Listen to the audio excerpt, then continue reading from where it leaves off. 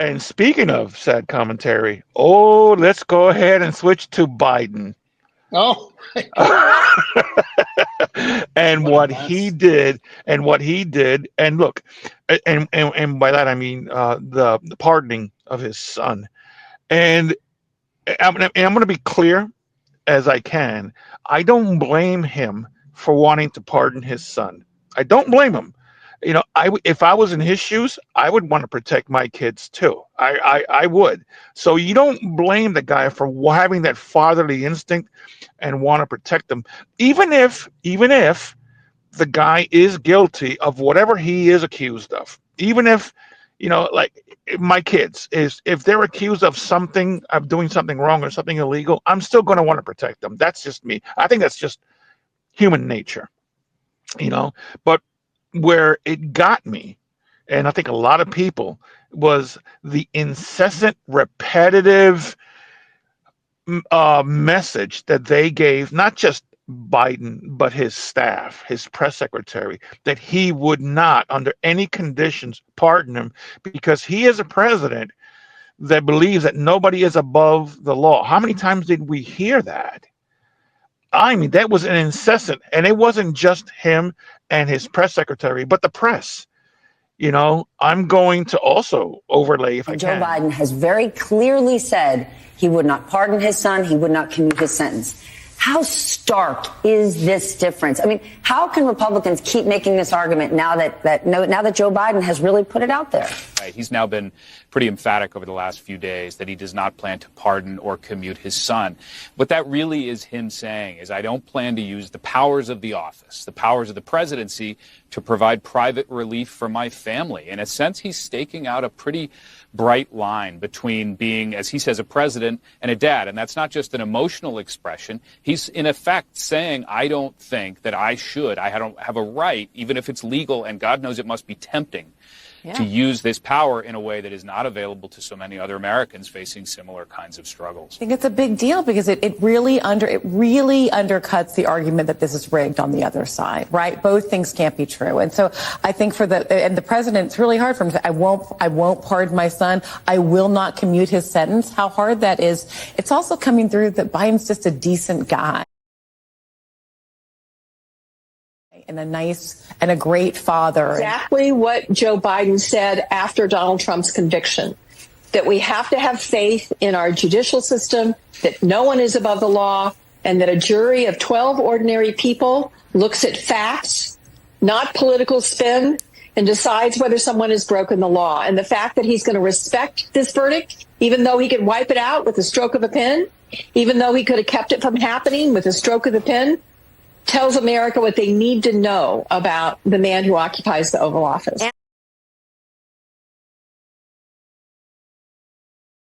I feel like that just undercuts whatever the Republican argument here is about Biden rigging the system among the voters that will actually matter in this next election.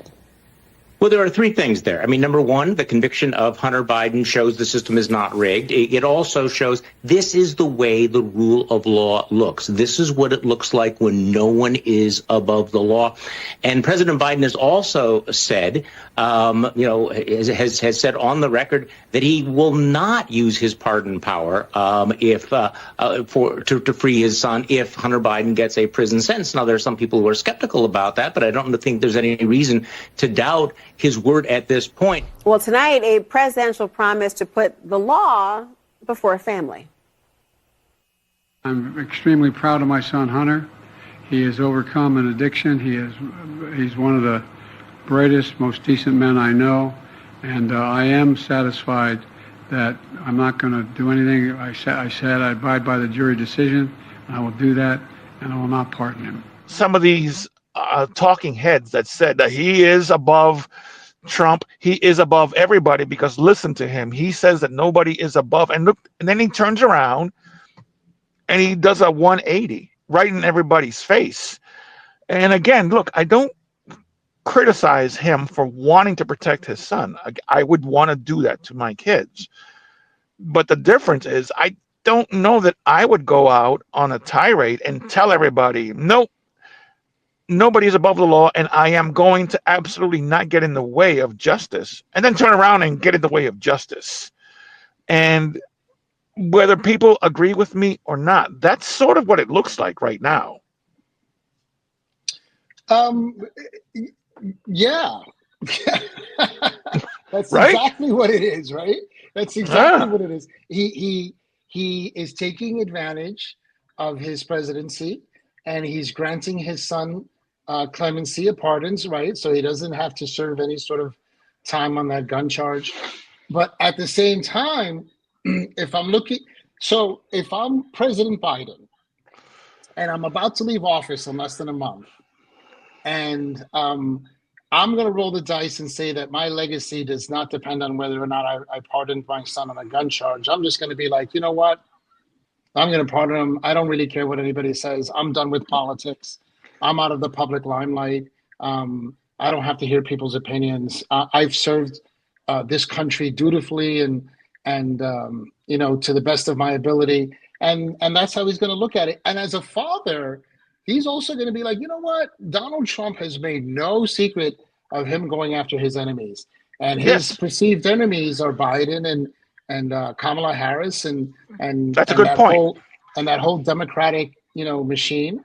He's made he's made no secret of that. I couldn't imagine how he would set the Justice Department upon his son. I couldn't possibly sit there and see that man come into office and rip my son apart and send him to jail. So I would make that decision, but the hypocrisy of it is real. You can't deny that. But I would still make the decision, right? I'm not going to leave my son to be torn apart by Donald Trump. Exactly, by anybody, right? I don't care whether it's Donald Trump or Mother Teresa. The fatherly instinct is to protect them, and I understand that. Again, I prefaced it by saying I would do the same thing.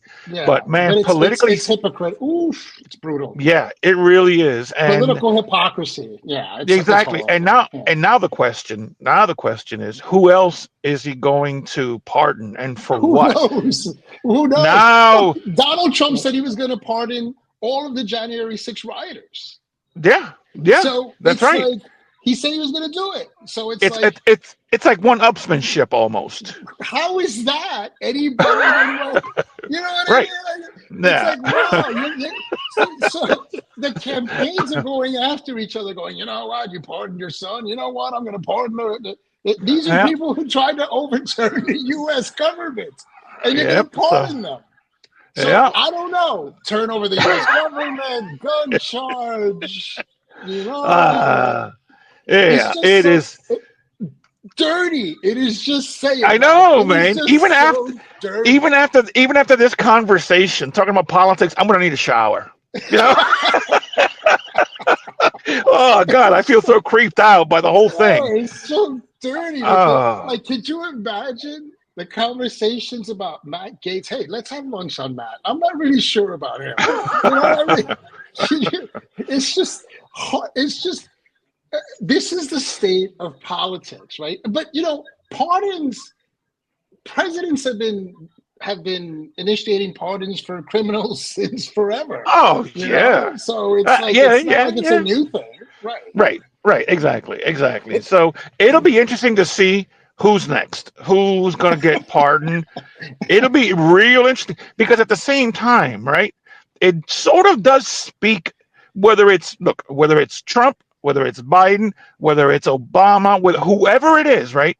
It does sort of speak to the issue of who he pardons and what they were either accused of doing or imprisoned for what they did, and convicted for what they did. We're going to see because now, so as an example, let's say Biden now pardons Pelosi as an example. And I'm not saying that she's doing anything or has done anything, but let's say he pardons her. Now the question is why? Why did you pardon her? What did she do that merits a pardon? Or let's switch it up to President Trump. What if he pardons his son-in-law or his kids or anybody else? So now the question is, well, why are you pardoning them if it's not blatantly obvious what they did? Like, for example, again, and I'm not accusing anybody of anything. Going back to the example of Pelosi, I don't know that Pelosi's ever been really accused of, well, nobody's really gone after her about anything that she may or may not have done. It's a unsavory, conversation, but nobody's really ever put a charge on her. So if a pardon comes with her name on it, that's going to open up a whole new series of conversations. Like, what the heck did you have to pardon her for?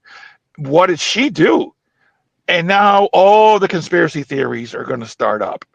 And not for nothing, some conspiracy theories can be kind of funny to listen to.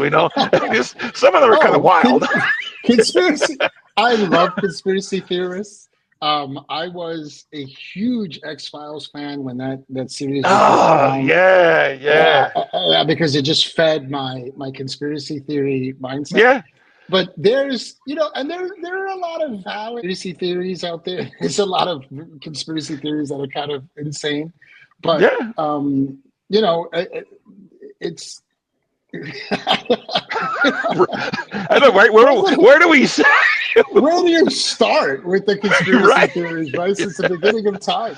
But it's exactly, but when it comes to the pardon, I believe that he did that out of, I'm not going to allow this man to decide my son's future.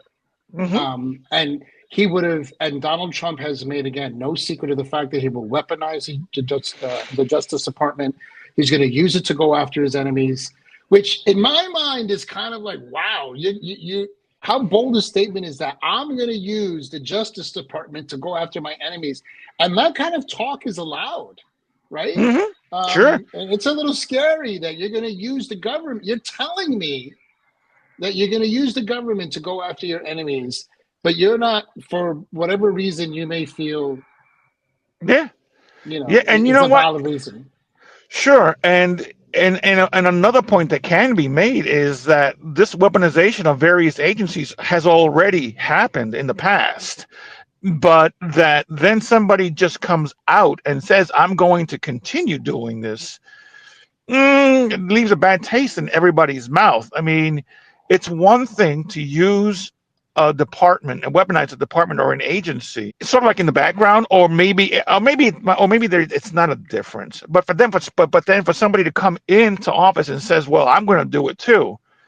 Now there's no thin veil to hide behind. Now it's just out in the open. And now here's my point, or my question is, if he is so brazen to say, I'm going to continue to do this, what's the next president going to do? Right? That came up with the Supreme Court in terms of the argument when it came to his immunity, right? A president's immunity. Mm-hmm. And it's just, it's an interesting question because, do I think that and this is another conversation for another podcast.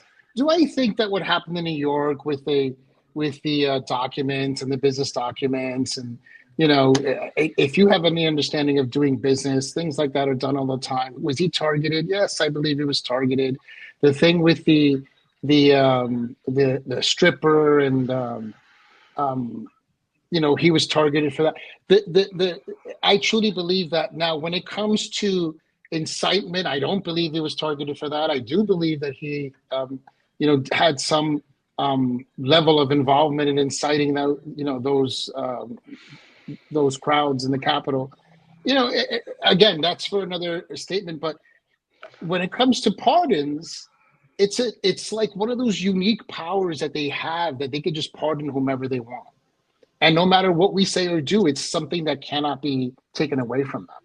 So in the end, we could talk about it till kingdom come. It's still not going to be reversed. Right. If we look at the long list of presidential pardons, I would imagine that we're gonna, because I don't have one in front of me. That would be something to have in front of me. I would imagine we'll find a couple of unsavory characters in those pardons over the years. Yeah, probably all of them. Probably. Yeah, right. Yeah, We live in man. that gray world, right? You know. Oh, yeah, man. Politics, And ooh, man, politics, dude. Oh. I know it. And the thing of it is, we're only talking on things that we think we know by what is Exactly. being We don't know what right. we're talking about. This is just We our really, opinions. exactly. You know what I mean? We're talking about things that we think we know, and then the truth of the matter is, we may not. We may be only going on what the press or what the administrations or whoever wants us to know.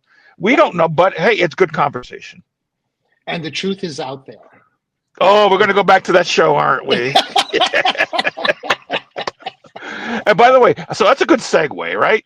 When we talk about what shows are you watching lately Ooh. that you're really into? Oh my gosh. You know, Reacher is always season 1, season 2 on Amazon Prime. Wow. What a really good show. Reacher? If you get a chance to watch Reacher, it's entertaining. The author, Tom Cruise has done, I think, 2 Reacher movies. And the author has a series of books on Jack Reacher. But I always felt, if you had ever read the series, Jack Reacher is really like, he's a big guy. He's about 6'5". He's about 250 pounds. He can really crush a man's skull. And not Tom Cruise. Not Tom Cruise. So the Right. actor that plays Jack Reacher within the series on Amazon Prime, and not that I'm promoting Amazon Prime, but that's where it's at. It's an original show. It's excellent. It's absolutely excellent. And there was a movie that I saw the other day that I really liked. I think you could find it on Prime. It stars an actor by the name of Dev Patel. It's called Monkey Man. It's a little bizarre, but stick with it. He's Indian by descent, I believe, and it's made. It has Indian characters, and it's excellent. I think if you could get past the offbeatness of it, but there are scenes, there are fight scenes with it because there are martial arts that are coordinated within the movie. Nice. And I'm looking at the movie and I'm saying, this is not an actor who trained for martial arts. This is a martial artist who's also an actor. And it's shown in the movie, but it's excellent. You'll see it. Give that a look. Okay, I will.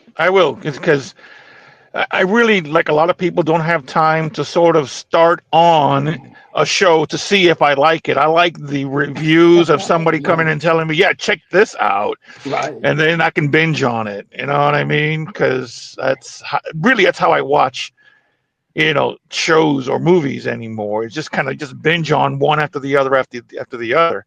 Right. And you have a few hours of time. Right. Then you binge on it when you can. Like an eight episode series will probably take me a month before I get through it. So sure, yeah. And that's what's happening with me. I'm currently watching the final season of Yellowstone, and that I don't know. Have you ever watched that? Oddly enough, I have not. It's always been. I do not watch shows that are hyped to like a 10th degree, like Game of Thrones. I did not watch that show. By the way, it's an amazing show. I bought into it until almost 2 years after its original run ended. And I had an appreciation for it. I was like, I'm not going to watch that. Everybody else is watching. I'm going to be different. I loved it. You know what? That's one show that I have, just like you said, it's a great show, but I still haven't watched it. I for some reason, that first episode, I just cannot get past it. That first 15 minutes, I don't know why. You know what I mean? And there's this thing, it's, my oldest daughter and we have this 3-show rule, which is, we try to get through the 3rd episode. If by the 3rd episode it's still boring to us, then we drop it. You got to get. But I just cannot get into it yet. Maybe someday I'll actually make the time and power through that first episode. But maybe it's because of the whole dragon lore thing. Maybe that doesn't really appeal to me much, but I can see Because why it a lot doesn't. of It's people. not real to you, right? None of it Right, is real. right. Right. My shows are more based on more reality than fantasy. Although there is no such thing as a realistic show. I mean, yeah, Well, other than the supposedly reality shows, but those are also those are also fake. fake. There's a script to all of that. You know what I mean? If there's a director and if there's a producer and if there's a writer, it's fake. That's all there is If to the it. lines are being written for you, Yeah, it's fake. but yeah, but I'm loving Yellowstone. If you ever have time to, and now I this love is a Kevin Costner. I think he's. this is a task because it's 5 seasons in, and really 6 because season 5 is broken up into 2 halves. It's a really good show. It really is, and I would recommend that you start that whenever you can spare a couple days, basically, because it's a really good show. I love Yellowstone, and there are also a couple of spin-offs which you'll see on your own later on, but I'll wait Yellowstone for is the you know what's show. you know what would be a perfect time for that? When we have our first snowstorm, I can power through that. Yes, Which is yes. the looks of the weather maybe sooner than we think. Yeah, any freaking time now. But it's a good show. And I recently also started watching another show called Landman. Landman, Oh, with Billy Bob Thornton. Love him. yeah, I'm Yeah. glad that I went through my 3 episode rule because based on the first 2 episodes, I was like, God, kill me now. Take me in any violent way. But you know what? The first 2 episodes were rather boring. It wasn't in the style that I'm used to when it comes to Taylor Sheridan, who also does Yellowstone. And he also does a couple of really good shows. But then in the 3rd episode, you see this thing taking form, and it's now a good show. And there's one thing it has in common with Yellowstone. Yellowstone and Landman has one thing in common, which is in Yellowstone, it's basically the cowboys and the mob, which you don't expect that. You know what I mean? But it really is. That's kind of what it is. It's kind of like the mafia meets cowboys. You don't expect that, but it really works well. Well, with Landman, it's the same thing. It's basically oil in production and the mob. Although I'm only like 4 episodes in, so this can change radically. I don't know what the 5th episode and the 6th episode is going to be like, but I like shows like that. So Landman, Yellowstone. I started watching also The Jackal. I think it's called The Jackal. The Jackal. That's on Peacock, right? Yeah, Really I like Eddie Redmayne, right? I started watching that just the other day. You like it? I do like it. I do like it. The first couple of episodes, it's intriguing. And then all of a sudden you start getting a feel for, man, where's this show going? Did I really need to see that scene? But it builds onto itself, and it is a good show. I rather like it. Good. So hang in there. I've been looking for a reason to watch it. Yeah, it is a good show. And have you ever watched the movie, The Jackal? I think it was 1960s or early 70s, something like that. And then there was a Bruce Willis remake, right? You know, I think there was. I think there was. Yes. Yes. Yes, that's right. That's right. Yeah, I forgot about that one. And I think it's also been remade by Richard Gere. Yeah, that one I'm not sure of. It might be. It might have been. I'm not sure. And speaking of Richard the Jackal, Gere, so watch the Jackal. The Jackal. Also, now that you mentioned Richard Gere, now that you mentioned Richard Gere, there is another episode another show that I started, and I think I'm only 2 episodes in. I think 2, and it's called The Agency. That's a good so far. It's a good looking show. On Showtime, yes, that's a good looking show so far, and I like everything that I've seen so far. But it's only a couple of episodes so far. So, but so far so good. Richard Gere is on it. There's that one guy. He's on all the X-Men movie. I think he plays Magneto, the young version of. Anyway, it's a good show. So far so good. This is what happens, people, when you like. You're just like doing this. It's just the first thing that goes when you get old is what is that? What? Yeah. What? Remember what? What's my name again? Wait, let me get my wallet. Right? Why am I in this room again? I've been talking to who for the last 45 minutes? Oh God. So I'm glad we got those out, because that's been a topic that I've been wanting to talk on. Yeah. And by the way, and thanks for those heads up on those shows, because I am going to put it on my to do. Yeah, I definitely got some time coming up to take a couple of days and actually enjoy some because it's funny, you get through your day, and I'm sure a lot of people that are going to watch this can relate. By the time you're actually, in bed and getting ready to like enjoy something within, that's why it takes me so long, because it's like 15 minutes in, I'm like out like a light, right? So it's like have to watch those 15 minutes again the next time. You have to watch those 15 minutes again next time. But yeah, Les, enjoy it, and I guess that's a good place to end it. I guess we'll see everyone on the next episode, and we look forward to all of you watching this episode. We hope you take something from it, and give us a big thumbs up if it's something that you like. And obviously, please subscribe. And thank you. We'll talk to everyone later. Yes, I appreciate that. Thank you very much. We'll have a great one, and let's stay in touch. Have a great rest of the week. Yeah.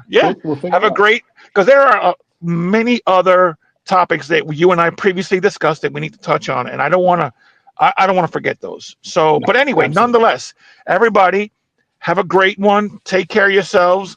Like Dexter said, please like and subscribe. It helps our channel. It helps our podcast. And hey, again, thank you very much. You guys have a great holidays. We'll see you on the next episode. Take care, guys.